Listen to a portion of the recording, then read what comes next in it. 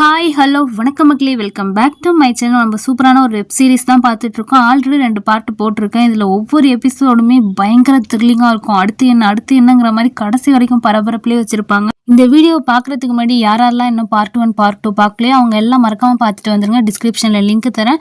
Part 1 பார்க்கலனாலும் பரவாயில்ல, part 2 ரொம்ப important. அது பார்த்தா தான் கதையோட கருவே புரியும் உங்களுக்கு. சரி, பார்க்காதவங்களாம் டிஸ்கிரிப்ஷனில் லிங்க் தரேன், பார்த்துட்டு வாங்க. மேற்கொண்டு நம்ம கதையை கண்டினியூ பண்ணுவோம். இப்போ பாஸ்கர் தாத்தாவை தான் காட்டுறாங்க. அவரோட ஃப்ரிட்ஜில் தானே இல்லையா அந்த 12 வயசு மெர்சிங்கிற குழந்தையோட பாடியை வச்சுருக்காரு. அந்த பாடியை பார்த்து ரொம்பவே வருத்தப்பட்டுட்டு இருக்காரு. அந்த நேரத்தில் இவருக்கு கரெக்டாக ஃபோன் கால் வருது. என்னன்னு பார்த்தா இவர் வேலை செய்கிற இடத்துல இருக்க ஒரு ஹையர் ஆஃபீஸர் தான் ஃபோன் பண்ணுறாரு. உடனே கிளம்பி வாப்பா, வரப்போ உன்னோட பேரனோட ரிப்போர்ட்டையும் எடுத்துகிட்டு வான்னு சொல்லி கூப்பிட இவருக்கு பதட்டம். என்னடா ஒய்ஃபையும் வீட்டில் தனியாக விட்டுட்டு போனால் என்னடா பண்ணுறதுன்னு சொல்லிட்டு, ஏன் சார் நான் வந்தே ஆகணுமான்னு சொல்லிட்டு மழுப்புறாரு. வேலை இருக்குது, அது இருக்குது, பேரனை ஹாஸ்பிட்டல் கூட்டிகிட்டு போகணுன்னு சொல்லிட்டு. என்னப்போ உனக்காக தான் நான் இவ்வளோ ரிஸ்க் எடுத்து உன்னோட ரிட்டைர்மெண்ட் பணம் சீக்கிரம் வரணும்னு முயற்சி பண்ணிட்டு இருக்கேன், நீ என்ன வரத்துக்கே இப்படி பண்ணுறியப்பா, சீக்கிரம் வாப்பா, உன் விஷயமா தான் பேசிகிட்டு இருக்கேன்னு சொல்ல உடனே பாஸ்கர் தாத்தாவும் வேக வேகமாக கிளம்புறாரு. ஒய்ஃபை வந்து வீட்டை விட்டு வெளிலே வந்துடாத, உள்ளே இருன்னு சொல்லிட்டு ஜன்னல்லாம் சாத்திட்டு கதவையும் லைட்டாக சாத்திட்டு போகிறாரு. இவங்களுக்கா பயம், வீட்டில் ஒரு பணத்தை வச்சுட்டு எப்படிரா உள்ளே உட்காந்துருக்குதுன்னு சொல்லிட்டு. நம்ம பாஸ்கர் தாத்தா போனோன்னா அவங்க ஒய்ஃப் பயந்துக்கிட்டே வீட்டில் உட்காந்துருக்காங்க. இருந்தாலும் உங்களுக்கு ரொம்ப பயமாக இருக்குது. பத்தாததுக்கு கொஞ்சம் ஸ்மெல்லு வேற வர ஆரம்பிக்குது போல். அதனால் கிளம்பி போன பாஸ்கரோ அந்த ஸ்மெல்லு வெளில யாருக்கும் வந்துடக்கூடாதுன்னு சொல்லிட்டு வீட்டில் ஊதுபத்தியெல்லாம் ஏற்றி வச்சுட்டு தான் போயிருப்பார். உள்ளே இருக்கவங்களுக்கு திக்கு திக்கு திக்குங்கிறது. ஜன்னல்லாம் திறந்து வச்சுட்டு உட்காடுறாங்க. கடிகார சவுண்டு கூட அவங்களுக்கு ரொம்ப பயமாக இருக்குது. அதுக்கப்புறம் போய் சாமி கும்பிட்றாங்க. டிவிலையும் சாமி பாட்டை போட்டு நல்ல சவுண்டு அதிகமாக வச்சு கேட்டுக்கிட்டு இருக்காங்க. ஏன்னா இவங்களுக்கு தான் திக்கு திக்குங்க இருக்கு இல்லையா அந்த ஃப்ரிட்ஜை பார்த்தாலே. கரெக்டாக அந்த நேரத்தில் கரண்ட் வேற போயிடுது. இவங்களுக்கா பக்குன்னு இருக்குது. இறந்து போன அந்த மெர்சியோட பொண்ணோட ஆவி கூட அவங்களுக்கு அங்கே நிற்கிற மாதிரி ஏதோ ஒரு இல்யூஷன்லாம் தோணுது. இங்கே ஒரு பக்கம் இவங்க பயந்துகிட்டு இருக்காங்களா. அங்கே போன பாஸ்கர் தாத்தா என்னடா பண்ணுறாருன்னு பார்த்தா ஹையர் ஆஃபீஸர் தான் பேசிகிட்டு இருக்காரு. உன்னோட ரிட்டைர்மெண்ட் போனதப்போ சீக்கிரம் வரத்துக்காக நான் மேல் இடத்துல எல்லாம் பேசி உனக்காக ஹெல்ப் பண்ணிகிட்டு இருக்கேன். உனக்கே தெரியும் நான் யாருக்கும் இந்த மாதிரிலாம் ஹெல்ப் பண்ண மாட்டேனே. அதையே நீ நினைக்கிறேன், 4 வருஷத்துக்கு முன்னாடி இதே மாதிரி ரிட்டையர்ட் ஆன நம்ம சண்முகத்தை நினச்சி பார்த்தியா? அவன் ரிட்டையர்ட் ஆகுறதுக்கு 1 வாரத்துக்கு முன்னாடி பக்கத்து வீட்டோட பிரச்சனை. ஏதோ அவங்க வீட்டு மரம் போய் பக்கத்து வீட்டு மரத்தில் உள்ள இலையெல்லாம் குப்பையெல்லாம் போய் பக்கத்து வீட்டு வாசலில் விழுதுன்னு சொல்லிட்டு 2 வீட்டுக்கும் அடிப்படி சண்டை. இதில் பக்கத்து வீட்டுக்காரன் சண்முகத்துக்கு மேலே சண்முகத்தை பையனோட மேலேயும் கேஸ் கொடுத்துட்டான். அந்த கேஸ் எல்லாம் முடிஞ்சு இழுவையில் வரத்துக்குள்ளே அவனுக்கு 4 வருஷம் ஆயிடுச்சு. அவங்க கூட வந்து என்கிட்ட கேட்டு பார்த்தானே எப்படியாவது சீக்கிரம் ரிட்டைர்மெண்ட் பணத்தை வாங்கி கொடுங்கன்னு சொல்லிட்டு. என்னால் என்ன பண்ண முடியும்? ஆனால் உன்ன மாதிரி நல்ல குணம் யாருக்கும் இருக்காது. எந்த பிரச்சனையும் இல்லை, நல்லபடியாக வேலையை முடிச்சுட்டு ரிட்டையர் ஆகிற. பத்தாவதுக்கும் பேரனுக்கும் சீக்கிரம் ஆப்ரேஷன் பண்ணுங்கிறனால 10 நாளைக்குள்ளே வரத்துக்கான ஏற்பாடெல்லாம் பண்ணியிருக்கேன். உன் பேரனோட ரிப்போர்ட்லாம் காட்டி தான் இதெல்லாம் பேசியிருக்கேன் அப்படின்னு சொல்லிட்டு இவர் ஆறுதலாக பேசிகிட்டு இருக்காரு. ஆனால் பாஸ்கர் தாத்தாக்கும் பயங்கர பயம். இங்கே வந்து வீட்டில் பார்த்தா ஆல்ரெடி இதுக்கு முன்னாடியே இந்த மெர்சி பொண்ணு மாதிரி 2 பொண்ணுங்க காணாமல் போயிருக்காங்க. திருவிழான்னு சொன்னேன் இல்லையா, அந்த மாதிரி காணாமல் போன ஒரு பொண்ணோட பேரண்ட்ஸ் வந்து நம்ம பாஸ்கர் தாத்தாவோட வீட்டுக்கு வந்திருக்காங்க. அதுவும் யார் அழைச்சிட்டு வந்திருக்காருன்னு பார்த்தீங்கன்னா அதே ஊரில் இருக்க அந்த கோயிலில் வேலை பார்க்குற அந்த ஃபாதர் தான் அழைச்சிட்டு வந்திருக்காரு. இந்த மாதிரி மெர்சி காணாமல் போன விஷயத்தில் யாரோ ஒரு மர்ம நபர் உங்கள் ஹஸ்பண்ட் பார்த்தாருன்னு சொன்னாங்க இல்லையா, அவரை பற்றி ஏதாவது டீட்டெயில் இருந்தால் உங்களுக்கு சொல்லுங்களேன், இவங்களுக்கும் கொஞ்சம் ஹெல்ப் ஆகும்னு சொல்ல நம்ம பாஸ்கரோட ஒய்ஃபை அவங்கள வீட்டுக்குள்ளே கூட்டிகிட்டு வந்து பேசிக்கிட்டு இருக்காங்க. இங்கே நம்ம பாஸ்கர் தாத்தாவை காட்டுறாங்க. அவர் ஆஃபீஸில் வேலையெல்லாம் முடிச்சுட்டு வீட்டுக்கு வர வழியில் ஏதோ ஒரு கடையில் வந்து ஒரு கெமிக்கல் வாங்கிட்டு இருக்காரு. அது என்ன கெமிக்கல்னு தெரில. அதே கடைக்கு பாருங்கள் நம்ம ஹீரோ வந்து நிற்கிறாரு, ஏதோ ஒரு பைப்பு டேபு மாற்றணும்னு சொல்லிட்டு. அந்த நேரத்தில் பாஸ்கர் தாத்தா கேட்ட கெமிக்கலை கடைக்காரர் எடுத்து வச்சோம். சார் இது தரையில் உள்ள எந்த அழுக்காக இருந்தாலும் எடுத்துரும், இது நல்ல ஸ்ட்ராங்கான கெமிக்கல்னு சொல்ல இவரும் வாங்கிட்டு போயிடுறாரு. இந்த நேரத்துலேயே அந்த போலீஸ் ஆஃபீஸர் வரணும்னு அவரும் பதட்டத்தோடு வாங்கிட்டு போகிறாரு. இவர் வாங்கிட்டு போகிற கெமிக்கலையும் நம்ம ஹீரோ பார்த்துடுறாரு. இங்கே ஒரு பக்கம் கெமிக்கலை வாங்கிட்டு வந்த பாஸ்கர் தாத்தாவை வீட்டுக்கு வந்து பார்த்தா வீட்டில் ஃபாதரு, பத்தாத்துக்கு காணாமல் போன 2 பொண்ணுங்களில் ஒரு பொண்ணோட பேரண்ட்ஸ் வந்து நிற்கிறாங்க. அவங்கக்கிட்ட எதையோ பேசி சமாளிச்சுட்டு அனுப்பி விட்டுட்டு ஒய்ஃப்கிட்ட பயங்கரமாக சண்டை போடுறாரு. ஏன்டி வீட்டில் ஒரு பொண்ணை இருக்குது, அதுலேருந்து ஸ்மெல்லு வேற வந்துகிட்டு இருக்கு, என்னென்னா வீட்டுக்குள்ளே யார் என்னன்னு தெரியாதவங்கள வச்சு பேசிக்கிட்டு இருக்கேன்னு சொல்ல நான் தனியாக இருக்கேன், எனக்கு பயமாக இருக்குங்க, அவங்க வந்து இங்கே பேசிக்கிட்டு இருக்கப்போ எனக்கு கொஞ்சம் பயம் இல்லாமல் தைரியமாக இருந்துச்சுன்னு சொல்ல இவர் பயங்கரமாக திட்டுறாரு. ஏண்டி வீட்டுக்குள்ளே ஒரு பணம் இருக்குது, யாரோ ஒருத்தவங்கள நடு வீட்டில் கொண்டு வந்து நிற்க வச்சுட்டு அவங்க வந்து தைரியமாக இருக்குன்னு சொல்கிறேன்னு சொல்லி இவரும் சண்டை போட்டுட்ருக்காரு. இதுக்கிடையில் அப்படியே சீனை கட் பண்ணால் அந்த 12 வயசு மெர்சிங்கிற பொண்ணோட அப்பா சாலமன் கூட மேலேருந்து கீழே விழுந்து இறந்து போயிருப்பார் இல்லையா, அந்த கேஸில் சந்தேகப்பட்டு அவரோட தம்பியை அரெஸ்ட் பண்ணியிருப்பாங்க. ஸோ அவரை தான் இப்போ பிடிச்சி அடித்து விசாரணை பண்ணிக்கிட்டு இருந்தால் உனக்கும் உன் தம்பிக்கும் சுத்தரம் ஆகாதுன்னு தெரியுது, சொத்து பிரச்சனை நடந்துகிட்டு இருக்கு, நீ தானே அந்த குழந்தைய கற்பழித்து கொன்ன, பத்தாத்துக்கும் உன் தம்பியையும் கொன்னன்னு கேட்கும்போது அண்ணனையும் கொன்னன்னு கேட்கும்போது சார் அவங்களாம் சாக வேண்டியவங்க தான் சார்னு சொல்லிட்டு இவ்வளோ வெறுப்பு இருக்குன்னா என்னடா காரணம்னு கேட்க, சொத்து பிரச்சனை தான் சார், அவன் சின்ன வயசுலேருந்து பயங்கரமாக குடிப்பான் சார், அதுலேருந்து திருந்துறதுக்காக கோயிலுக்கு போனவன் அப்படியே அங்கேயே ஒரு பொண்ணையும் பார்த்து கல்யாணம் பண்ணி கிறிஸ்டினாவே மாறிட்டான், இப்படி எங்கள் குலம் சாமியெல்லாம் வேணான்னு சொன்னவனுக்கு எங்கள் அம்மா சம்பாரிச்ச சொத்து மட்டும் வேணுமா சார் அப்படின்னு சொல்லிட்டு கோவத்தில் பேசினவர். அதனால தான் சார் அவனுக்கு ஒரு வசியத்தை போட்டு அவன் நான் சொல்கிறதெல்லாம் கேட்குற மாதிரி பண்ணலான்னு சொல்லிட்டு மாந்திரிகம் பண்ணேன்னு சொல்லிட்டு அவங்க வீட்டில் யாரும் இல்லாதப்ப அவங்க வீட்டில் இருக்க அவங்க பயன்படுத்தின உடையை எடுத்துகிட்டு வந்து அதை நெருப்பில் எரித்து பூஜை பண்ண சார்னு சொல்லும்போது, சரி நீ பூஜை பண்ண, சரி எப்படி அந்த எரிஞ்ச ட்ரெஸ்ஸில் ரத்தக்கரை இருந்துச்சுன்னு அது கேள்வி கேட்கும்போது, இல்லை சார் என் கையை அறுத்து என் ரத்தத்தை அந்த ட்ரெஸ்ஸில் விட்டேன் சார், இதுவும் அந்த பூஜையில் வர ஒரு சடங்குன்னு சொன்னோன்னே, சரி இவர் மேலே ஏதாவது கேஸை போட்டு இந்த கேஸை முடிச்சிடலாம், ஏன்னா ஆல்ரெடி இவனுக்கு இவங்க அண்ணன் குடும்பத்தை பார்த்தாலே பிடிக்காது, அந்த குழந்தைய கற்பழித்தது இவன் தான், அவங்க அண்ணனை கொன்னது இவன் தான் சொல்லிட்டு கேஸை முடிக்கலான்னு போலீஸ் ஆஃபீஸர்லாம் நினைக்கிறாங்க. அவங்களோட முழு எண்ணமுமே அந்த கேஸை எப்படியாவது க்ளோஸ் பண்ணுங்கிறது மட்டும்தான் போல். அப்போ வந்து டிஎஸ்பியோ சரி கொலை நடந்த அன்னைக்கு நீ எங்கேயா நடந்த திருவிழா நடந்தப்பெல்லாம் அப்படின்னு கேட்கும்போது, சார் நான் அப்போல்லாம் ஊர்லேயே இல்லை சார்னு சொல்ல, ஊர்லேயே இல்லாதவன் மேலே போட்டு கேஸை போட்டு முடித்தா நமக்கு தான் நாளைக்கு பிரச்சனை வரும்னு சொல்லிட்டு அவனை ரிலீஸ் பண்ணிடுறாங்க.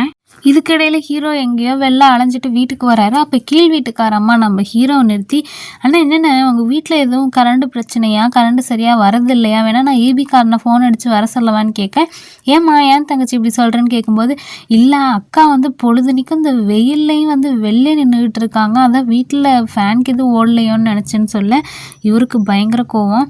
அதே நேரத்தில் இன்னொருத்தர் போலீஸ் ஜீப்பில் யாரோ வராரு. இவர் அந்த ஸ்டேஷனில் இருக்க ஒரு கான்ஸ்டபிள் தான். இந்த கான்ஸ்டபிளோட அம்மாவுக்கு ஏதோ மூட்டு வலின்னு சொல்லிட்டு பாஸ்கர் தாத்தாவை தான் வந்து வைத்தியம் பார்க்க சொல்லி கூப்பிடுறாரு. இவர் தான் இந்த மாதிரி எக்கச்சக்கமான வைத்தியம்லாம் இல்லீகலாக பண்ணிகிட்டு இருக்காரு இல்லையா, இவர் டாக்டருக்கே படிக்கலைனாலும். ஸோ அந்த மாதிரி தான் இவர் ஏதோ இடத்துக்கு வைத்தியம் பார்க்க போகிறாரு. ஒய்ஃபும் என்னங்க போலீஸ் ஜீப்பில் வந்து யாருங்க அவங்கள கூட்டிகிட்டு போகிறான்னு கேட்க, இவர் எதுவுமே சொல்லாமல் கிளம்பிடுறாரு. ஏன்னா ஒய்ஃப் சொல் பேச்சே கேட்காம இப்படி வெளிலே வந்து நிற்கிறாங்களேன்னு சொல்லிட்டு. ஸோ இப்படி அங்கே போன பாஸ்கர் தாத்தாவும் அந்த கான்ஸ்டபிளோட அம்மாவுக்கு வந்து வைத்தியம் பண்ணிகிட்டு இருக்கும்போது அந்த கான்ஸ்டபிள் அவர் ஒய்ஃப் கிட்ட பேசிகிட்டு இருக்காரு. இந்த மாதிரி மெர்சின்னு ஒரு பொண்ணு காணாமல் போனா இல்லையா, அந்த பொண்ணு கேஸில் சந்தேகப்பட்டு அந்த பொண்ணோட சித்தப்பனை பிடிச்சி விசாரித்தா அவனுக்கும் இந்த கேஸுக்கும் சம்மந்தமே இல்லைன்னு தெரிய வருது. உண்மையான குற்றவாளி யாருன்னு தெரிலன்னு பேசிகிட்டு இருக்கப்ப இப்போ பாஸ்கர் தாத்தாக்கு புரிஞ்சிடுது, சந்தேகப்பட்டு பிடிச்சவன எந்த எவிடன்ஸும் இல்லாதனால அவன் மேலே குற்றமும் இல்லாதனால விட்டுட்டாங்க. அடுத்து இதை பற்றி நோண்டி விசாரித்தா நம்ம மாட்டுவோமேங்கிற எண்ணமும் அவருக்கு இருக்குது. இதுக்கடையில் அந்த காணாமல் போன 3 பொண்ணுங்களில் ஒரு பொண்ணு மெர்சி, மீதி 2 பொண்ணுங்களில் ஒரு பொண்ணோட பேரண்ட்ஸ் வந்து மெர்சியோட அம்மாவான எஸ்தரை வந்து பார்த்து பேசுகிறாங்க. இது மாதிரி என் பொண்ணு காணாமல் போய் 2 வருஷத்துக்கு மேலே ஆகுது, இன்னும் கண்டுபிடிக்க முடியல, எங்கள் குழந்தை மாதிரி உன் குழந்தையும் விட்டுறாதம்மா, நீ அடிக்கடி போலீஸ் ஸ்டேஷனுக்கு போய் அவங்களுக்கு ப்ரெஷர் கொடுன்னு சொல்ல இவங்களும் உடனே போலீஸ் ஸ்டேஷன் போகிறாங்க. இதுக்கடையில் ஹீரோ கூட அந்த ஸ்டேஷனில் தான் இருக்காரு. அந்த ஸ்டேஷனில் இருக்க ஒரு கான்ஸ்டபிளோட ஒரு க்ளோஸ் ஃப்ரெண்டு, அவருக்கு ஏதோ கையில் கீழே ரத்தம் வந்துகிட்டு இருக்கு போல். அப்போ ஹீரோ திட்டிகிட்டே இருக்காரு, உங்களுக்கு ரத்தமே இல்லாததுனால தானே மாத்திரையெல்லாம் போட்டுக்கிட்டு இருக்கீங்க, பார்த்து ஜாக்கிரதையாக இருக்குது இல்லையா அப்படின்னு சொல்லி பேசிகிட்டு இருக்கும்போதே கரெக்டாக எக்ஸ்தர் வந்து பிரச்சனை பண்ணிகிட்டு இருக்காங்க. என் பொண்ணுக்கு என்னாச்சு, சீக்கிரம் கண்டுபிடிங்க, மற்ற 2 கேஸ் மாதிரி இதையும் விட்டுறாதீங்கன்னு சொல்லி புலம்பிகிட்டு இருக்காங்க. இங்கே இன்னொரு பக்கம் ஹீரோ வந்து வேலையை முடிச்சுட்டு அந்த பார்ட்டிக்கு வைத்தியத்தெல்லாம் பண்ணிவிட்டு வீட்டுக்கு வந்துகிட்டு இருக்காங்க. வீட்டுக்கு வந்து பார்த்தா ஒய்ஃப் இன்னமும் வெளில தான் நிற்கிறாங்க. இவருக்கு பயங்கர கோவம், போய் திட்டுறாரு, இப்படி பொழுதுனிக்க வெளிலே வந்து நின்றுக்கு நீயே காட்டி கொடுத்துருவா போலையம்மா அப்படின்னு சொல்லிட்டு சொல்ல, இவங்களுக்கும் நான் என்னங்க பண்ணுறது, எனக்கு பயமாக இருக்கேன்னு சொல்லிட்டு இருக்கும்போது அங்கே விளையாண்டுட்டு இருந்த பேரன் திடீர்னு மயக்கம் போட்டு விழுந்துடுறான். ஸோ உங்களுக்கு பக்கு பக்குன்னு இருக்குது, உடனே ஹாஸ்பிட்டலுக்கு ஓடுறாங்க. இங்கே மெர்சியா ஹஸ்பண்ட் இறந்து போன கவலை அவங்களுக்கு சுத்தராக இல்லை, ஆனால் பொண்ணு எப்படியாவது வந்துடணுங்கிற முழு எண்ணமும் அவங்களுக்கு இருக்குது. பொண்ணை தேடிக்கிட்டே இருக்காங்க. இவங்க இதே நினச்சி சாப்பிடாம இருக்காங்களேன்னு சொல்லிட்டு எஸ்தரோட அம்மா அப்பா கூட வந்து சாப்பாடு சமைச்சு சாப்பிடுமான்னு சொல்கிறாங்க. இவங்களுக்கு உங்கள் அம்மா அப்பாவுக்கும் என்ன பிரச்சனைன்னு தெரில, நீங்கள் முதல்ல எதுக்கு இங்கே வரீங்க, உங்களால் தான் என் வாழ்க்கையே நாசமாக போயிடுச்சுன்னு சொல்லிட்டு எஸ்தர் அவங்க அம்மா அப்பாவை திட்டி அனுப்பி விடுறாங்க.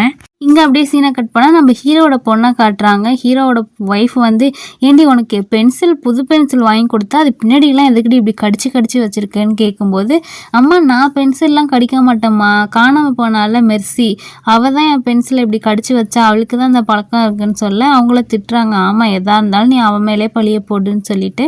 இதுக்கடையில் நம்ம பாஸ்கர் தாத்தா வந்து ரிட்டைர்மெண்ட் பண விஷயமா அலையிறதுக்காக எங்கேயோ கிளம்புறாரு, யாரையோ போய் பார்க்குறதுக்காக. அப்போ பார்த்தா திடீர்னு ஃப்ரிட்ஜிலேருந்து தண்ணி லீக் ஆகுது. என்னடா இது தண்ணி லீக் ஆகுதுன்னா கூலிங் சரியாக கிடைக்கலையோன்னு சொல்லிட்டு திறந்து பார்த்தா ஃப்ரிட்ஜில் சுத்தராக கூலிங்கே இல்லை, வேலை செய்யல போல். இவருக்கு பக்கு பக்குன்னு இருக்குது. உடனே ஃப்ரிட்ஜ் ரிப்பேர் பண்ணுற பையனுக்கு ஃபோன் அடிக்கிறாரு. தம்பி உடனே வந்து கொஞ்சம் ஃப்ரிட்ஜை சரி பண்ணி தர முடியுமாப்பா, என் பேரனோட மருந்தெல்லாம் ஃப்ரிட்ஜில் இருக்குது, அதனால் இம்மிடியேட்டாக சரி பண்ணணும், கொஞ்சம் வரீங்களான்னு கேட்க, இல்லை சார் நான் ஒரு வேலையாக வெளில போகிறேன், நைட்டு தான் வருவேன், அதுக்கப்புறம் வேணால் வந்து நான் பார்க்கவா சார்னு கேட்க, ஐயோ அவ்வளோ நேரம்லாம் தாங்காது தம்பி, மருந்து கெட்டு போயிடும், கொஞ்சம் சீக்கிரம் வா தம்பின்னு சொல்ல, சரி அப்படியா சார் நான் அப்போ வேணால் வேலை விஷயமா தான் போகிறேன், அப்படியே உங்கள் வீட்டு வழியாக தான் போகிறேன், வந்து ஒரு 5 நிமிஷத்தில் பார்த்து வந்துட்டு போகிறேன், இப்போ இன்னும் ஒரு 10 நிமிஷத்தில் வந்துடுவேன்னு சொல்ல, இவருக்கு பக்கு பக்குன்னு இருக்குது. 10 நிமிஷத்தில் பாடியை எங்கடா மாற்றி வைக்கிறதுன்னு சொல்லிட்டு ஒரு வழியாக எப்படியோ பாடியை மாற்றி வச்சிடுறாங்க. கரெக்டாக அந்த நேரத்தில் ஃப்ரிட்ஜ் ரிப்பேர் பண்ணுறவரும் வந்தவர், இவர் வந்து வீட்டு உள்ளேலாம் வந்துடக்கூடாதுன்னு சொல்லிட்டு கரெக்டாக வாசல்கிட்டே ஃப்ரிட்ஜை நவுத்தி வச்சுருக்காங்க. இவரும் வந்து சுற்றியும் முற்றியும் பார்த்தவர், சார் ஃப்ரிட்ஜில் என்ன ஹெவி லோடு கொஞ்ச நாளாக வச்சுருந்தீங்களோ அதனால தான் கம்ப்ரஸர் போயிடுச்சு, பத்தாயிரத்துக்கு கேஸும் போயிடுச்சு, கேஸ் ஃபில் பண்ணணும், இது ரெண்டையுமே வேறு வேறு இடத்துல பண்ணணும் சார், அதனால் நீங்களே என் கூட வாங்க, உங்களை ஒரு கடையில் இறக்கி விட்டு நான் போய் இன்னொரு கடையில் கம்ப்ரஸர் வாங்கிட்டு வந்துடுறேன்னு சொல்ல, இவருக்கு பயமாக இருக்குது. ஒய்ஃபையும் டெட் பாடியும் தனியாக விட்டுட்டு எப்படிரா போகிறதுன்னு சொல்லிட்டு, ஒய்ஃபு எதுவும் பண்ணிடுவாளோ பயந்து கேந்து அப்படின்னு சொல்லிட்டு பயப்படுறாரு. இருந்தாலும் வேறு வழி இல்லை, ஃப்ரிட்ஜை ரிப்பேர் பண்ணால் தான் பாடியை உள்ளே வைக்க முடியும், இல்லைனா பாடி அழுகி ஸ்மெல் வர ஆரம்பிச்சிடும், எல்லாரையும் ஈஸியாக கண்டுபிடிச்சிருவாங்க, அதனால் ஒய்ஃபை நீ பத்திரமா இரு, வீட்டுக்குள்ளே யாரையும் விடாதுன்னு சொல்லிட்டு மெக்கானிக்கரோட இவரும் கிளம்புறாரு. அவர் போன கெஞ்ச நேரத்திலேயே பக்கத்தில் இருக்க மெர்சியோட அம்மா, அதாவது எஸ்தர், அழுதுகிட்டே டக்குன்னு இவங்க வீட்டுக்குள்ளே வந்துடுறாங்க. அம்மா என் பொண்ணு கிடச்சிருவாளாம்மான்னு சொல்லி அழுதுகிட்டே போய் கிச்சனில் போய் உட்காடுறாங்க. கடைசியில் அந்த கிச்சனோட ஸ்லாப் மேலே தான் அந்த பொண்ணோட பாடியை வச்சுருக்காங்க. நம்ம பாஸ்கர் தாத்தாவோட ஒய்ஃபும் முதல்ல ஏந்திரிமா, ஏமா இங்கே உட்காந்துருக்கவா, ஹாலில் உட்காந்து பேசுவோம் அப்படின்னு சொல்லிட்டு எழுப்பிக்கிட்டே இருக்கும்போது மேலேருந்து அந்த பாடியிலேருந்து தண்ணி ஒழுகி கரெக்டாக உட்காந்துருக்க அந்த எஸ்தர் மேலே உழுவுது. இப்படியே சொட்டு சொட்டாக விழுந்துக்கிட்டு இருந்தால் அவன் மேலே என்ன இருக்குன்னு பார்த்துருவாளேன்னு இவங்களுக்கு பக்கு பக்கு பக்குன்னு இருக்குது. கரெக்டாக நல்ல வேலைங்க அந்த நேரத்தில் ஃப்ரிட்ஜு மெக்கானிக்கரோட வெளில போனவர் கதவை திறந்துட்டு உள்ளே வந்தோடனே அங்கே உட்காந்துருக்கவங்க ஏந்திரிச்சு வந்து நம்ம பாஸ்கர் தாத்தாட்ட, அப்பா என் பொண்ணு கிடச்சிருவாளாப்பான்னு சொல்லி பேசிகிட்டு இருக்காங்க. அதுக்கப்புறம் எப்படியோ பேசி சமாதானப்படுத்தி அனுப்பிடுறாங்க. எங்கே பாஸ்கர் தாத்தா ஒய்ஃபுக்கு பக்கு பக்குன்னு இருக்குது, மேலே இருக்கிறத பார்த்துருப்பாளோன்னு சொல்லிட்டு இதை பற்றி ஹஸ்பண்டுக்கிட்டையும் குசு குசுன்னு பேசுகிறாங்க. இதான் அங்கே ரிப்பேர் பார்த்துக்கிட்டு இருக்க ஃப்ரிட்ஜு ரிப்பேர் பார்க்குற பையனும் என்ன இவங்க குசு குசுன்னு பேசுகிறாங்கன்னு அப்பப்போ இவனும் நோட்டம் விடுறான். ஒரு வழியாக ஃப்ரிட்ஜை ரிப்பேர் பண்ணிவிட்டு அந்த பையனும் சரி சார் நவுத்தி அதே இடத்துல வச்சிடவான்னு கேட்க, இல்லை இல்லை தம்பி நாங்கள் நவுத்தி வச்சுக்கிறோம் நீ கிளம்பிப்பான்னு சொல்லிட்டு அதுக்கப்புறம் ஃப்ரிட்ஜை எடுத்து மறுபடியும் அதே இடத்துல வச்சு பாடியும் உள்ளே வச்சிடுறாங்க. இங்கே அப்படியே சீனை கட் பண்ணி ஹீரோவை காட்டினா, ஹீரோவுக்கு அந்த ஸ்டேஷனில் ஒரு கான்ஸ்டபிள் ரொம்ப க்ளோஸ்ன்னு சொன்னேன் இல்லையா, அவருக்கு உடம்பு சரியில்லை போல், பிளட்டில் அவர் ரொம்ப குறைஞ்சிடுச்சுன்னு சொல்லிட்டு ஹாஸ்பிட்டலில் பிளட் ஏற்றுறதுக்காக வந்திருக்காங்க. அவருக்கு வந்து பி நெகட்டிவ் பிளட் தேவைப்படுது போல், அதனால் நிறைய டோனரோட லிஸ்ட்லாம் வந்து புக்கில் எழுதி வச்சுருப்பாங்க இல்லையா, இதில் யாருக்காவது ஃபோன் பண்ணி கூப்பிடுங்க சார்னு சொல்ல, அவரும் பி நெகட்டிவில் டோனர் பேர்லாம் பார்த்துக்கிட்டு இருக்கப்ப அதில் நம்ம பாஸ்கர் தாத்தா பேர் இருக்குது. அவர் இதுக்கு முன்னாடி யாருக்கும் பிளட் கொடுத்துருக்காரு போல், 10,000க்கு அவருக்கும் பி நெகட்டிவ் பிளட் தான். அவர் கொடுத்த டேட்டு என்னைக்குன்னு பார்த்தீங்கன்னா, அந்த மெர்சி பொண்ணு வந்து காணாமல் போனதாக ஒரு கேஸ் வந்துச்சு இல்லையா, அந்த டேட்டில் இருக்குது. இவர் ஸ்டேஷனில் வந்து ரிப்போர்ட் எழுதி தரப்ப நான் கொஞ்சம் அன்னைக்கு போட்டிருந்தேன் சார், அதனால் அவங்க அப்போ மேலேருந்து கீழே விழுந்த சவுண்ட் எனக்கு எதுவுமே கேட்கல அப்படின்னு சொல்லிட்டு எழுதி கொடுத்துருப்பாரு. அப்போ ஸ்டேஷனில் நம்ம ஹீரோவும் இருந்திருப்பாரு, இதை காதில் வாங்கியிருப்பாரு. உடனே நர்ஸுக்கிட்ட கேட்குறாரு, ஏன் மேடம் தண்ணி அடித்தவங்க வந்து எவ்வளோ மணி நேரம் கழித்து வந்து பிளட் கொடுக்கலான்னு கேட்க, மினிமம் 24 ஹவர்ஸ் கழித்து தான் சார் பிளட் கொடுக்கலான்னு சொல்கிறாங்க. ஆனால் இவர் நைட்டு தண்ணி போட்டேன்னு சொல்கிறாரு, விடிய காலில் எப்படி பிளட் கொடுத்துருப்பாருன்னு சொல்லிட்டு ஹீரோக்கு பயங்கர டவுட்டு. இவர் மேலே ஒரு சந்தேகம் வருது. இந்த சந்தேகத்தை தீர்த்துக்கிறதுக்காக நேராக பாஸ்கர் தாத்தா வீட்டுக்கு தான் வர்றாரு. வந்து கதவை தட்டினவர், என்ன சார் என்ன விஷயமா வந்திருக்கீங்கன்னு சொல்ல, உள்ளே போய் பேசலாமான்னு சொல்லிட்டு ஹீரோ நேராக உள்ளே வராரு. இல்லை சார் எனக்கு தெரிஞ்சவருக்கு ஒருத்தருக்கு பிளட்டு கொடுக்கணும், தண்ணி அடித்தவங்கெல்லாம் 24 மணி நேரம் கழித்து தான் பிளட்டு கொடுக்கலாமாமே.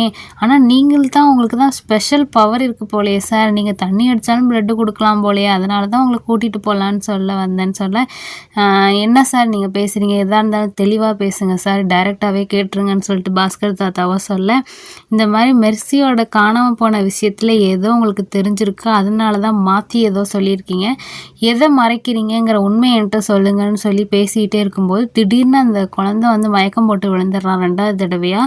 ஸோ உடனே அவனை தூக்கிக்கிட்டு ஹாஸ்பிட்டலுக்கு போகிறாங்க. அப்படி அந்த குழந்தை மயக்கம் போட்டு விழும்போது பக்கத்தில் இருக்க ஏதோ ஒரு ஸ்டாண்டை தள்ளி விட்டுருப்பான். அந்த ஸ்டாண்டுக்கு அடியில் பிளட்டு கரை இருக்குது. இதை நம்ம ஹீரோ நோட் பண்ணிடுறாரு. ஆனால் பாஸ்கர் தாத்தா ஒய்ஃபும் பேரனை தூக்கிட்டு ஹாஸ்பிட்டலுக்கு போயிடுறாங்க. வீட்டில் இருந்த நம்ம ஹீரோ அந்த பிளட்டு கரையை நோட் பண்ணிடுறாரு. அதுக்கப்புறம் அவரும் அங்கேருந்து கிளம்பிடுறாருன்னு வச்சுக்கோங்க. எங்கே ஹாஸ்பிட்டலில் கொண்டு போய் சேர்த்தவங்க டாக்டரோ இல்லைங்க, இதுக்கு மேலே லேட் பண்ணவே முடியாது, உங்கள் பேரனுக்கு விடிஞ்சால் ஆப்ரேஷன் பண்ணணும், எப்படியாவது பணத்தை ரெடி பண்ணுங்கன்னு சொல்லிடுறாங்க. நாளைக்கு காலையில் அந்த 12 லட்சம் பணத்தையும் கட்டிடுங்கன்னு சொல்கிறாங்க. இவருக்கும் என்ன பண்ணுறதுன்னு தெரில, ஏன்னா ரிட்டைர்மெண்ட் பணம் வர இன்னும் 3 நாளாக ஆகும்னு சொல்லியிருக்காங்க. இவரும் போய் தெரிஞ்சவங்கள்ட்ட எல்லாம் பணம் ரெடி பண்ணலாமேன்னு போய் கேட்குறாரு. ஒய்ஃபோட தாலி இருக்க நகையெல்லாம் போய் அடகு விற்கலான்னு பார்த்தா அது 1.5 லட்சம் தான் வருமா. சேர்ந்து தெரிஞ்சவங்கள்ட்ட எல்லாம் போய் கடன் கேட்டாலும் எல்லாருமே கம்மி ரேட்டுக்கு தான் சொல்கிறாங்க. கடன் கொடுக்கவும் முன் வர மாட்டாங்க. ஏன்னா ரிட்டையர்ட் ஆனவர், இதுக்கப்புறம் வருமானமும் வராது, இவரை நம்பி எப்படி பணம் கொடுக்குறதுன்னு சொல்லிட்டு. பத்தாவதுக்கு மெர்சிங்கிற ஒரு பொண்ணு காணாமல் போன வழக்கில் வேற ஒரு சாட்சி சொல்லியிருக்காரு. எதுவும் போலீஸ் கேஸுன்னு சொல்லி உள்ளே போயிட்டா யார் கடனை தரதுன்னு சொல்லிட்டு எல்லாருமே பயப்படுறாங்க. இதுக்கிடையில் இதுக்கு முன்னாடி மெர்சி மாதிரியே 2 பொண்ணுங்க திருவிழா டயத்தில் காணாமல் போயிருக்காங்க இல்லையா, அதில் ஒரு பொண்ணோட பேரண்ட்ஸ் கிட்ட போய் போலீஸ் ஆஃபீஸர் வார்ன் பண்ணுறாங்க. இதுக்கு காணாமல் போன அந்த மெர்சிங்கிற பொண்ணோட அம்மாவை போய் பார்த்து போலீஸ் ஸ்டேஷனில் போய் என்ன ஏதுன்னு விசாரிங்கன்னு சொல்லிட்டு தேவையில்லாமல் இதுலலாம் மூக்க நுழைக்கிறீங்க. உங்கள் பொண்ணோட கேஸ் வேறு, அந்த காணாமல் போன மெர்சிங்கிற பொண்ணோட கேஸ் வேறு, தேவையில்லாமல் இதுலையும் இன்வால்வ் ஆகாதீங்கன்னு சொல்லிட்டு வார்ன் பண்ணி தான் விட்டுட்டு போகிறாங்க. ஆக்சுவலி இவரை பார்க்க டாக்டர் மாதிரி தெரியுது, ஹாஸ்பிட்டலில் வேலை பார்க்குறாரு, ஆக்சுவலி இவர் டாக்டராக தான் இருப்பார் போல். டே சீனை கட் பண்ணால் பாஸ்கர் தாத்தாவை காட்டுறாங்க. இவருக்கு என்ன பண்ணுறதுனே தெரில, விடிஞ்சால் பணம் கட்டணும், யாருமே காசு தர மாட்டுறாங்க. அந்த நேரத்தில் ஒய்ஃப் வேறு ஃபோன் அடிக்கிறாங்க, பணம் ரெடி ஆகிடுச்சாங்கன்னு சொல்லிட்டு. இவர் இதை ரெடி பண்ணிகிட்டு இருக்காமான்னு சொல்கிறாரு. பத்தாவதுக்கு இன்னொரு கால் வருது, ப்ரைவேட் நம்பர்னு போட்டு ஃபோன் எடுத்தால் அந்த மெர்சிங்கிற பொண்ணோட பாடி உன் வீட்டில் தான் இருக்குன்னு எனக்கு நல்லா தெரியும், நான் சொல்கிறபடி செஞ்சேன்னா உன் பேரனோட ஆப்ரேஷன் செலவுக்கு தேவையான பணத்தை நானே தந்துடுறேன்னு சொல்லிட்டு யாரோ வாய்ஸ் சேஞ்சரை வச்சு ஒரு ப்ரைவேட் நம்பர்லேருந்து ஃபோன் அடித்து பேசுகிறாங்க. இவருக்கோ பக்குன்னு இருக்குது, நம்ம பாடியை மறைச்ச விஷயம் யாருக்குமே தெரியாது, எப்படி உனக்கு தெரியும்னு சொல்லிட்டு சுற்றியும் முற்றியும் பார்க்குறாரு. பத்தாவதுக்கு கதவை திறந்தோடனே வீட்டு வாசலில் ஒரு கட்டு பணமும் இருக்குது, அதையும் எடுத்து கையில் வச்சு பார்த்துட்டு இருக்கும்போது மறுபடியும் அதே ப்ரைவேட் நம்பர்லேருந்து கால் வருது. உன் வீட்டு வாசல் முன்னாடி இருக்க அந்த பணக்கட்டை எடுத்துட்டியா, அதை நீ செய்ய போகிற வேலைக்கான அட்வான்ஸ்ன்னு சொல்கிறாரு. அந்த ஃபோனில் பேசுகிற நபர் என்ன சொல்கிறாருன்னா, நான் சொல்கிறபடி நீ செஞ்சு அந்த பொண்ணோட பாடியை எரிச்சிட்டியன்னா நீ கேட்குற 12 லட்சம் உன் வீட்டு வாசல்லே கிடக்குன்னு சொல்கிறாரு. இவருக்கு வேறு என்ன பண்ணுறதுனே தெரில. இவருக்குமே வேறு வழி இல்லை, பேரனை காப்பாற்றணுன்னா இதை செஞ்சு தான் ஆகணுங்கிற நிலைமைக்கு வராரு. இவருமே சரின்னு சொல்லிடுறாரு. ஸோ அவன் சொன்னபடி செய்யணுன்னா பாடியை முதல்ல இங்கேருந்து வெளில எடுத்துகிட்டு போகணும், அதுக்கு தடையாக யாரும் இருந்துடக்கூடாதுன்னு சொல்லிட்டு பக்கத்து வீட்டிலே இருக்க அந்த மெர்சியோட அம்மாவான எஸ்தர்கிட்ட போய் பார்த்து பேசுகிறாரு. என்னம்மா நீ சாப்பிடாம இப்படியே உடம்பை வீணாக்கிக்கிறியம்மா, டெய்லியும் சாப்பிடாம இப்படி அலைஞ்சுன்னு பொண்ணுன்னு உன் உடம்பை கெடுத்துக்காதம்மா, நான் குளுக்கோஸ் கலக்கிட்டு வரேன், அதையாவது குடின்னு சொல்லிட்டு குளுக்கோஸோட ஏதோ ஒரு தூக்க மாத்திரையும் மயக்க மருந்தோ கலந்து கொடுக்குறாரு. சரி கொஞ்சம் நேரம் கழித்து அந்த பொண்ணு மயக்கமாயிருப்பான்னு வீட்டுக்கு போய் பார்த்தா எஸ்தர் அம்மா வெளியில் அவங்க பொண்ணை தேடிக்கிட்டு வாசல் வரைக்கும் நடந்து வந்துடுறாங்க. வந்தவங்க அப்படியே அங்கேயும் மயக்கம் போட்டு விழுந்துடுறாங்க. அதுக்கப்புறம் அவங்களுக்கு என்ன பண்ணுறதுனே தெரில. அதுக்கப்புறம் கீழே வீட்டில் இருக்கவங்களும் வந்துடுறாங்க. அதுக்கப்புறம் ஆட்டோ பிடிச்சி ஹாஸ்பிட்டலுக்கும் அனுப்பி விட்டுடுறாங்க. இவரும் வண்டியை எடுத்துக்கிட்டு பின்னாடியே ஹாஸ்பிட்டலில் போய் டாக்டர்கிட்ட விசாரிக்க, இல்லைங்க அவங்க சரியாக சாப்பிடாதனால கொஞ்சம் வீக் ஆகிட்டாங்க, ட்ரிப்ஸ் போட்டால் சரியாயிரும், ஒரு நாள் ரெஸ்ட் எடுக்கட்டும், அட்மிஷன் போட்டிருக்கேன்னு டாக்டர் சொல்ல, பாஸ்கர் தாத்தாவும் வேறு எதுவும் உடம்புக்கு பிரச்சனை வராதில்ல மேடம் கேட்க, அதெல்லாம் ஒன்றும் பிரச்சனை இல்லைங்க, ஒரு நைட் நல்லா தூங்கினா சரியாயிருவாங்கன்னு சொல்ல, இவரும் ஹாஸ்பிட்டல்லேருந்து வண்டியில் கிளம்பாமல் அவர் வண்டியை அங்கேயே வச்சுட்டு அந்த சைடாக போகிற வேற ஒருத்தர்கிட்ட லிஃப்ட்டு கேட்குறாரு. என்னை அந்த மெயின் ரோட்டில் விட்டுருங்கன்னு சொல்லிட்டு இவர் எதுக்குடா வண்டியை வச்சுட்டு லிஃப்ட்டு கேட்டு மெயின் ரோட்டுக்கு போகிறாரேன்னு நம்ம யோசிச்சுட்டு இருந்தால் அந்த மெயின் ரோட்டில் இருக்க ஒரு கடையிலேருந்து கார் வாடகைக்கு எடுக்கிறாரு. இப்போ அந்த வாடகைக்கு எடுத்த காரை நேராக ஹாஸ்பிட்டலோட பேக் சைடில் நிறுத்திட்டு இவர் வந்து வண்டியை எடுத்துகிட்டு இப்போ நேராக வீட்டுக்கு போகிறாரு. வீட்டுக்கு போனாலும் ஃப்ரிட்ஜில் இருக்க பாடியை எடுத்து அவர் வீட்லேயே ஒரு பெரிய சுர்கேஸ் இருக்கும், அந்த சுர்கேஸ்குள்ளே பாடியை வச்சு பேக் பண்ணி வண்டியில் வச்சுட்டு போகிறாரு. பார்த்தா அந்த நேரத்தில் அந்த மெர்சி பொண்ணோட டியூஷன் வாத்தியார் வந்து வழிமறிச்சு, சார் என்னை போகிற வழியில் அந்த இடத்துல மட்டும் இறக்கி விட்ருங்கன்னு சொல்ல பாஸ்கர் தாத்தாவும் என்னென்னமோ சமாளித்து பார்க்குறாரு. இல்லை தம்பி, நான் ரொம்ப அர்ஜென்ட்டாக ஹாஸ்பிட்டலுக்கு போகிறேன்னு சொல்ல, பரவாயில்ல சார், போகிற வழியில் என்னை இறக்கி விட்ருங்கன்னு சொல்கிறாரு. என்ன சார் பெரிய பொட்டி வச்சிருக்கீங்க, அது உங்களுக்கு ஓட்டுறதுக்கு சங்கடமா இருக்காது, கொடுங்க நான் மடியில் வச்சுக்கிறேன்னு கேட்க, ஐயா அதெல்லாம் வேணாம் தம்பி, இது ரொம்ப வெயிட்டாக இருக்கும், ஹாஸ்பிட்டலில் அட்மிஷன் போட்டிருக்காங்கல்ல தம்பியை, அதனால அவனோட ட்ரெஸ்ஸு ஒய்ஃபோட துணிமணி எல்லாம் எடுத்துகிட்டு போகிறேன் தம்பி, வெயிட்டாக இருக்கும், வண்டியிலே வச்சுக்கிறேன்னு சொல்லி வண்டியை எடுத்து போயிட்டு இருக்கும்போது திடீர்னு ஏதோ ஒரு சவுண்டு. இதை கேட்டோன்னே வண்டியை நிறுத்துங்கன்னு சொல்லிட்டு டியூஷன் வாத்தியாரோ இறங்கி தேடிட்டு இருக்காரு. என்ன தம்பி தேடுறீங்கன்னு கேட்க, இல்லை சார் ஒரு சவுண்டு உங்களுக்கு கேட்கல, இந்த சவுண்டு வந்து அந்த காணாமல் போன மெர்சிங்கிற பொண்ணோட வாட்ச்லேயும் தான் வரும், இது கேப் விட்டு ஒரு 5 தடவை அந்த சவுண்டு வரும் சார், அதே சவுண்டு தான் நல்லா கேட்டிருக்கேன், இங்கேயும் தான் வருதுன்னு சொல்ல இவர் சுதாரிச்சிடுறாரு. ஏன்னா அந்த பொண்ணோட பாடியை சுற்றி வைக்கும்போது கையில் கட்டியிருக்க வாட்சை அவுக்க மறந்துருப்பாரு. ஸோ அந்த டெட் பாடியோட வாட்ச்லேருந்து தான் சவுண்டு வருதுங்கிறது நம்ம பாஸ்கர் தாத்தா புரிஞ்சுக்கிறாரு. இதுலேருந்து எப்படியாவது சமாளிக்கணுமேனு சொல்லிட்டு இவருக்கு டக்குன்னு ஒரு ஐடியா வருது. சார் இங்கே வாங்க, நான் வச்சுருக்க பொட்டிலேயும் தானே அந்த சவுண்டு வருதுன்னு கேட்க, கரெக்டாக ஆமாம் சார் இந்த பொட்டிலேயும் தான் சவுண்டு வருது அப்படின்னு சொல்ல, அது ஒன்றும் இல்லை தம்பி, மெர்சிக்கு கூட நான் தான் அந்த வாட்ச் வாங்கி கொடுத்தேன், என் பேரனுக்கும் அதே மாதிரி வாட்ச் வாங்கி கொடுத்தேன், அவன் ஹாஸ்பிட்டலில் இருக்கான் இல்லையா, அந்த வாட்ச்னா அவனுக்கு ரொம்ப பிடிக்கும், அதனால் அதையுமே துணிமணியோட சேர்த்து பேக் பண்ணியிருக்கேன்னு சொல்ல, சரி சார்னு சொல்லிட்டு இவரும் வண்டியில் ஏறி எங்கேயோ போயிட்டுருக்காங்க. இவங்க போயிட்டுருக்காத கரெக்டாக நம்ம ஹீரோ பார்த்துடுறாரு. பார்த்த உடனே இவர் இன்னொரு நபருக்கு ஃபோன் அடித்து, நான் காலைல ஒரு ஐட்டம் சொன்னேன்ல அதை ரெடி பண்ணிட்டியா அப்படின்னு கேட்டுட்டு அந்த ஐட்டத்தை வாங்கிக்கிட்டு இப்போ தான் ஹாஸ்பிட்டலுக்கு நம்ம பாஸ்கர் தாத்தா போகிறத பார்த்துட்டார் இல்லையா, வீட்டில் யாரும் இல்லைங்கிறத ஹீரோ புரிஞ்சுக்கிட்டு இவர் வாங்கின ஏதோ ஒன்று எடுத்துக்கிட்டு நம்ம பாஸ்கர் தாத்தாவோட வீட்டுக்கு தான் போகிறாரு. அழகாக பூட்டை உடைக்கிறதுக்கும் ஏதோ ஒரு நவீன மிஷின் வாங்கியிருப்பார் போல், டக்குன்னு ஈஸியாக பூட்டு தாப்பாலெலாம் திறந்துட்டு உள்ளே போகிறாரு. இவர் ஒரு ரத்த கரை பார்த்தார் இல்லையா, அந்த கரை ரத்தம் யாரோடதுன்னு செக் பண்ணுறதுக்காக அதுக்கு தேவையான கெமிக்கல்லாம் வாங்கிட்டு வந்து அந்த பிளட் சாம்பிள்லாம் எடுத்துக்கிட்டு இருக்காரு. பத்தாயிரத்துக்கு ஏதோ ஒரு கெமிக்கல் அடித்தா நம்ம வீட்டில் சுத்தம் பண்ண ரத்த கரை கூட எங்கெங்கெல்லாம் பட்டிருக்குன்னு தெரியும் இல்லையா, அந்த கெமிக்கலை வாங்கிட்டு வந்து பாஸ்கர் தாத்தா வீட்டில் இருக்க தரையிலெல்லாம் அடிச்சு பார்த்து எங்கெங்கெல்லாம் ரத்தக்கரை இருக்குன்னு சொல்லிட்டு பிளட் சாம்பிள்லாம் எடுத்துக்கிட்டு இருக்காரு. இங்கே இன்னொரு பக்கம் அந்த டீச்சரை இறக்கி விட்டுட்டு நேராக ஹாஸ்பிட்டலுக்கு வந்தவர் அந்த வண்டியை வந்து ஹாஸ்பிட்டல்லே நிறுத்திட்டு அந்த சூட்கேஸை இவர் வந்து ஹாஸ்பிட்டலோட பேக் சைடில் ஒரு கார் வாடகைக்கு எடுத்து நிறுத்தி வச்சுருக்காரு பார்த்தீங்களா, அந்த காரோட டிக்கியில் போட்டுட்டு அந்த காரில் கிளம்புறாரு.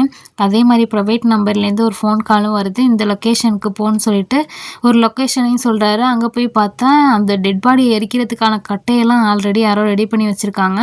அங்கே போய் அந்த டெட் பாடியை வச்சு எரிக்க சொல்கிறாரு. பத்தாயிரத்துக்கு வீடியோ காலில் அந்த பொண்ணோட ஃபேஸை காட்டுன்னு சொல்லிட்டு இவர் வீடியோ கால்லேயே அந்த ஃபுல்லாக பாடியை எரியிறது வரைக்கும் காட்டிட்டு அதுக்கப்புறம் வீட்டுக்கு வந்து பார்த்தா அந்த ப்ரைவேட் நம்பர்லேருந்து சொன்னபடியே 12 லட்சத்தை வீட்டு வாசலில் ஜன்னல் வழியாக தூக்கி போட்டிருக்காங்க. நான் கூட அந்த மர்ம நபர் வந்து பணம் தராமல் ஏமாத்திடுவாரோன்னு நினச்சேன். கரெக்டாக அவர் சொன்னபடி பணத்தை கொடுத்துட்டாரு. இவரும் விடிய காலையிலே போய் ஹாஸ்பிட்டலில் பணத்தை கட்டி ஆப்ரேஷனும் நல்லபடியாக நடக்குது. இதுக்கடையில் நம்ம ஹீரோ வந்து பாஸ்கர் தாத்தா வீட்டிலேருந்து ஒரு பிளட் சாம்பிளை கலெக்ட் பண்ணார் இல்லையா, அதை எடுத்து வச்சுக்கிறாரு.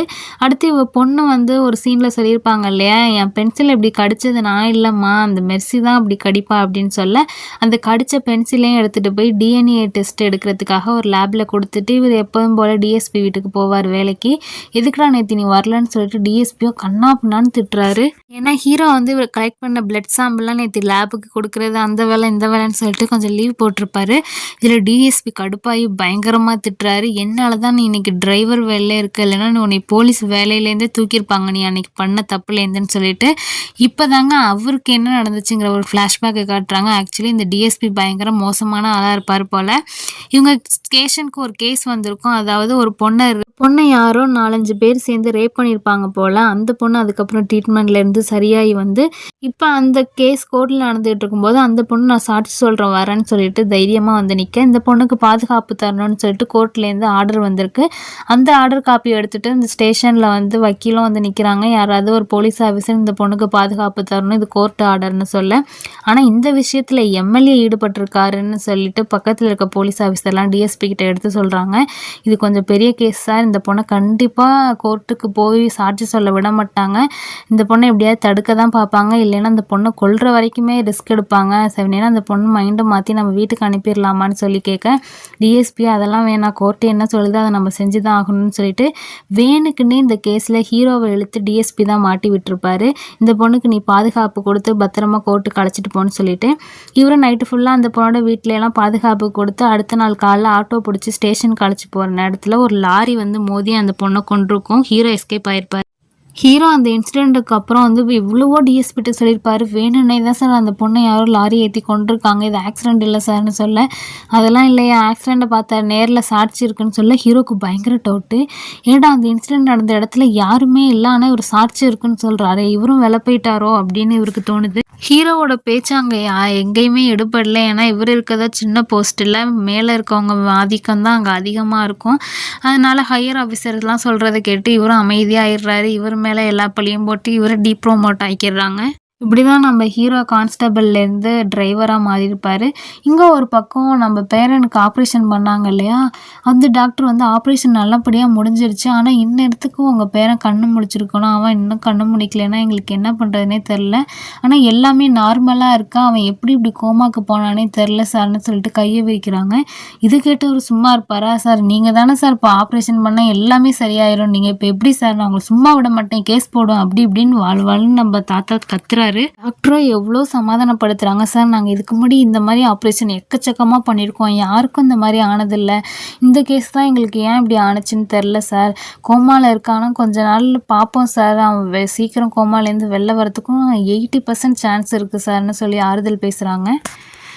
அது மட்டும் இல்லாமல் டாக்டர் என்ன சொல்கிறாருன்னா, பெரியவங்க பண்ணுற தப்பு பிள்ளைங்கள தான் பாதிக்கணும் ஒரு பழமொழி இருக்குது சார், ஆனால் நீங்கள் எந்த தப்புமே பண்ணாதவர், உங்கள் நல்ல மனசுக்கு எல்லாம் நல்லதாகவே நடக்கணுன்னா இவருக்கு பயங்கர குற்ற உணர்ச்சி, நம்ம பேரனோட ஆப்ரேஷனுக்காக தானே அந்த குழந்தையோட பாடியை மறைச்சி நம்ம இவ்வளோ இது பண்ணோம், அந்த பாவத்தினால தான் பையனுக்கு இப்படி ஆயிடுச்சோன்னு சொல்லிட்டு இவருக்கு பயங்கர கில்ட்டி. இதோட இந்த வீடியோ முடியுது. அடுத்த எபிசோடு தான் லாஸ்ட் எபிசோடு, அதனால் மறக்காமல் அந்த வீடியோவை பாருங்கள். அதில் எக்கச்சக்கமான ட்விஸ்ட் இருக்கும், நீங்கள் எதிர்பார்த்துருக்கவே மாட்டீங்க, யாரா இப்படிலாம் எழுதியிருக்காங்க கதைங்கிற மாதிரி இருக்கும். ஸோ மறக்காமல் வெயிட் பண்ணுங்கள், டிஸ்கிரிப்ஷனில் லிங்க் வைக்கிறேன்.